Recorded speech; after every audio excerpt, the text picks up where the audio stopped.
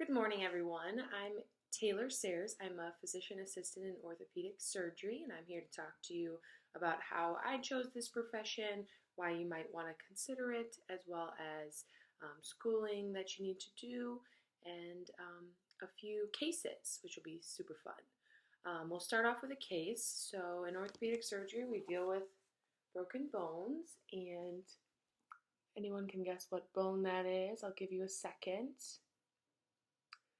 That is the humerus, so that is broken. That did not heal on its own, but some can. So it really just depends case by case basis, but we do actually need to do a reverse total shoulder replacement, which is what the doctor that I work for specializes in. We ended up doing that on that patient, which I'll show you a picture of one of those later on. A few fun facts about me. I grew up around here. I went to St. Viator High School, and then I ended up going to Rockhurst University in Kansas City, where I played soccer and basketball. And then I went to Butler University for PA school. It was a 2-year program. Some of them they range from 2 to 3-year programs, so that's something to keep in mind. I also have known my current boss since I was 10, so that's also kind of fun. I just got married in October, so that's exciting, and I've been in my current position for almost 2 years. I did not always want to be a physician assistant because when I was younger, it was just kind of coming about. I didn't really know much about it. I wanted to be a vet at one point, a doctor at one point. I wanted to be a professional soccer player at one point, so it's kind of flip-flopped around. I did not decide that I wanted to be a PA until my senior year of college. So it's okay if you don't know what you want to do right now. That's absolutely fine. I highly recommend shadowing. So I'll kind of go into that. So shadowing, I shadowed an optometrist, a general surgeon, a forensic scientist, as well as a PA. So during that time, it was during college, I thought, I got glasses and contacts, and I thought it was really cool. So I wanted to kind of explore what it was to be an optometrist. And during my 10-hour shadowing, it just wasn't for me. As well as the forensic scientist, she was actually a police officer. She was able to take evidence from the crime scene, bring it back to the lab, run it, and then present it in court. So that was pretty interesting, but also just wasn't for me. And then the general surgeon, I was able to watch surgery, which I thought was awesome. And he had PAs, and he said, "Taylor, do you want to see your kids when you finally have them?" I said, "Yes." And he said, "Well, it's kind of difficult to do that, but people have done it when you're in med school because that's a long road. It's 8 to 10 years after college." And he said, "Why don't you talk to my PA and see, what she does every day, and if that's something you'd be interested in." And that's kind of how I started going down the PA route. I did take a year off of school. So after I graduated with a bachelor's of cell and molecular biology and a psychology minor, I did take a year off to coach basketball, travel a little bit. I also worked at a nursing home. So you definitely need patient contact hours to apply to PA school. My school recommended 200, but some schools require 2,000. So that's kind of a big jump there. 2,000 hours is actually a full-time job for a year, so it's something to think about, absolutely. Other things to think about is size of class. So my class was 85 total, but other schools I applied to, they only had 20 kids. So something to keep in mind. Let's see, I want to make sure I cover everything. So let's talk about a case so that you're not listening to me talk the whole time. So this is something that we deal with. Anybody can tell me what looks wrong in this picture? So yes, it is a clavicle fracture. It is shortened, meaning that this bone overlaps with that bone and it's not going to heal. It's going to heal maybe, but it's going to be shortened, and that's going to limit motion. So what we do to fix that is actually put a plate and screws on it. Usually takes us about an hour, but some of the difficult ones can sometimes take 3 hours. Really just depends on how we can reduce it. You want screws on both sides of the fracture, and that's mid-healing. So So then I want you to guess kind of what's going on in this picture. 2 questions. What's going on and what is that white shiny object at the bottom of the photo? Give you a second. So that is arthritis, the ball and socket joint located right here, the little bone spur. That's actually a bra strap clip, not a foreign body in the shoulder. So x-rays, you got to make sure to take a look at everything. So what is a PA? So a PA is an extension of the physician's scope.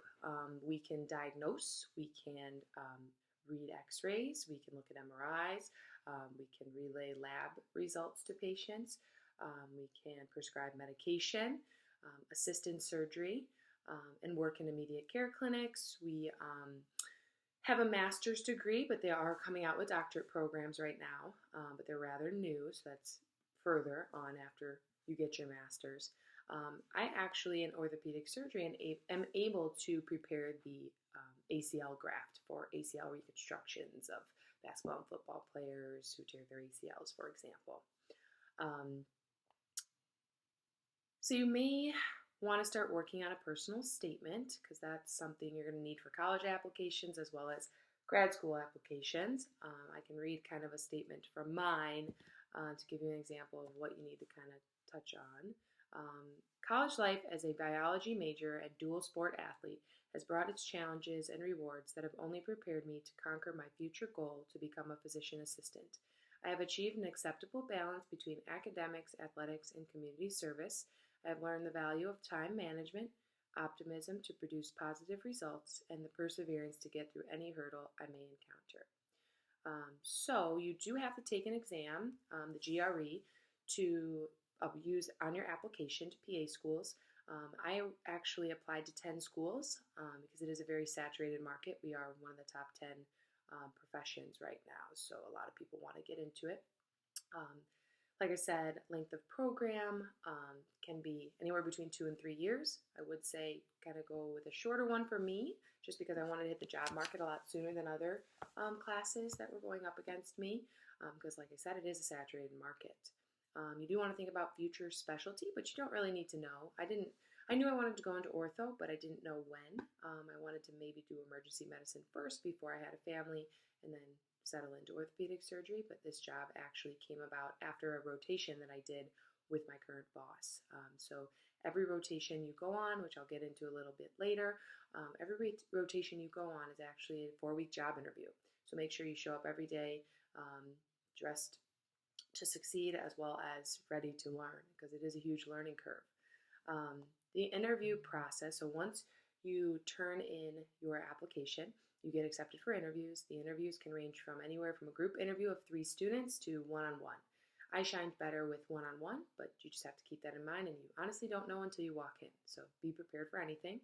An example of a class schedule, so this was our fall schedule: physiology, anatomy with lab, EKG, interpretation of labs, interpretation of imaging, and pharmacology. So that's all classes you take at one time. And then our clinical phase, so that was a year. Then our clinical phase is a year.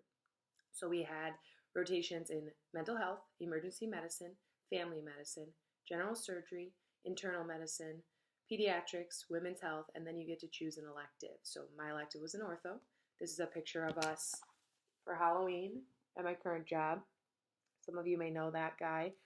He is Dr. Markno. He is the team physician for Stevenson, so you might see him around. Once you pass your classes and your rotations, you will need to sit for boards, which is a 4 to 6 hour exam. You have to sit for it every 10 years and recertify. So a little bit about my current job. I work for Advocate Medical Group Orthopedics. There's 5 PAs and 8 physicians. I work with an arthroscopist, so Dr. No actually does a lot of his surgeries through a scope, so we don't have to make big incisions, which is very neat. Things I like and dislike. I like the teamwork aspect of things. You always have somebody you can lean on if you have a question. It's always a learning experience, and your scope is always increasing as you learn. And you have the ability to switch specialties a lot easier than physicians. I dislike sometimes I don't know everything, and that's okay. You won't forget it once you finally learn it. As well as the hours sometimes. The hours can be anywhere from 40 hours a week to 60 hours a week. It really just depends.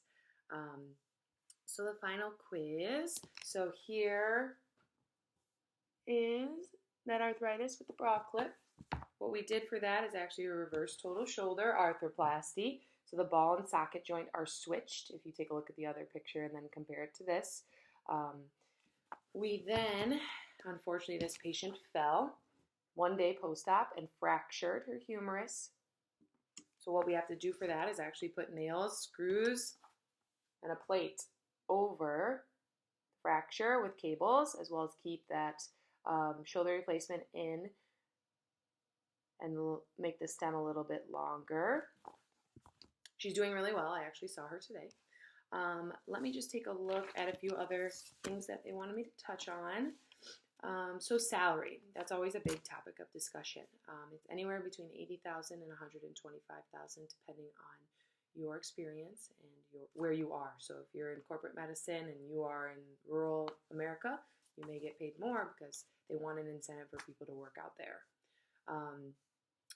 The future of our career, we're onward and upward. Our scope is always increasing. And I would say it's definitely a career to look into if you're considering medicine.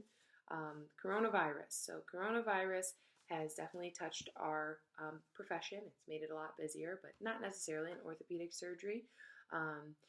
So we actually cut our hours this week. We've been doing phone visits and virtual visits, and patients who have fracture care, post-op care are able to come into the office, but very limited patients can come into the office right now.